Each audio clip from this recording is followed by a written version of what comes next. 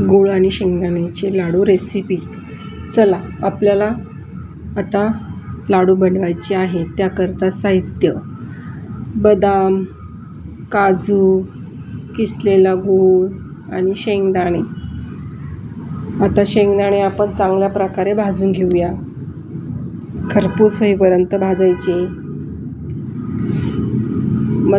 Medium गॅसवर भाजून घ्यायचे. हलवत राहायचं. आणि आता चांगल्या प्रकारे झाले भाजून आपले शेंगदाणे माझे गावठी असे बारीक शेंगदाणे, चवीला गोड असतात ते. आता त्याचे सालं काढून घेते. जितके निघेल तितकेच काढायचे सालं. सालासहित टाकले तरीच पौष्टिक असतात आपल्याला शेंगदाणे. आता मी मिक्सरच्या भांड्यामध्ये किसलेला गूळ आणि शेंगदाणे टाकते आणि बारीक करते मिक्सरवरून.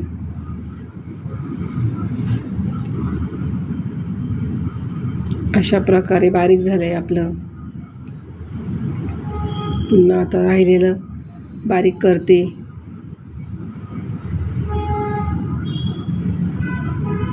आता आपल्याला काजूचे, बदामाचे तुकडे ते पण बारीक करून घेऊया.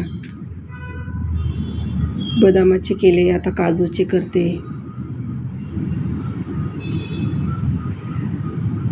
काजू आणि बदाम मी पाव किलो वापरले. शेंगदाणे अर्धा किलो आहे आणि गूळ पण अर्धा किलो आहे. तशा प्रकारे आपल्याला चांगलं एकजीव करून घेऊया.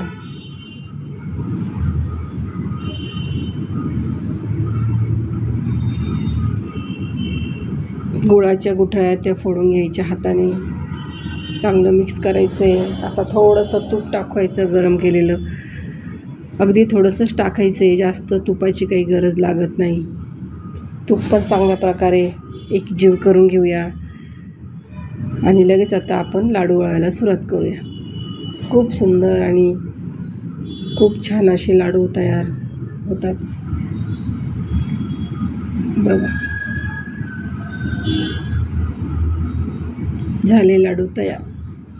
अगदी सुंदर असे पौष्टिक, रक्तवाढीसाठी उपयुक्त असे लाडू. व्हिडिओ आवडल्यास लाईक करा.